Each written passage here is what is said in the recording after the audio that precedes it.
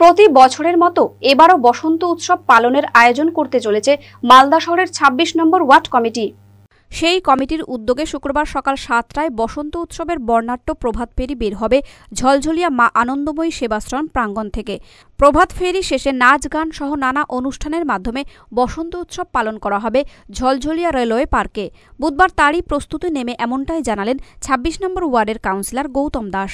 আমরা প্রতি বছরের মতো এবছরও ২৬ নম্বর ওয়ার্ড কমিটির সহযোগিতায় এবং আনন্দময়ী মা সেবাশ্রমের উদ্যোগে আমাদের এই রেলওয়ে যে পার্ক, সেই পার্কে আমরা বসন্ত উৎসব পালন করব এবং সকাল ৭টায় আমাদের একবারে সেই আনন্দময়ী মা সেবাশ্রম ওইখান থেকে প্রভাত ফেরি শুরু হবে। প্রভাত ফেরিতে কচিকাচারা থাকবে, বিভিন্ন রকম আমাদের যে সংস্কৃতি, সেই সংস্কৃতি সেখানে থাকবে, আমরা সেখানে প্রদর্শন করব এবং এখানে এসে র্যালিটা শেষ হবে।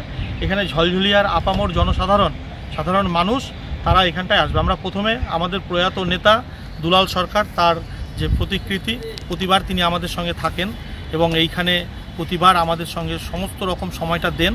এবছর তাকে আমরা পাচ্ছি না, নৃশংসভাবে তিনি খুন হয়ে গেছেন। সমস্ত দুঃখ আমাদের মধ্যে আছে, শোক আছে। তার প্রতিকৃতিতে পুষ্পার্ঘ্য অর্পণ করে আমরা সকলে মিলে এবার দোল উৎসব পালন করব। মালদা টুডে।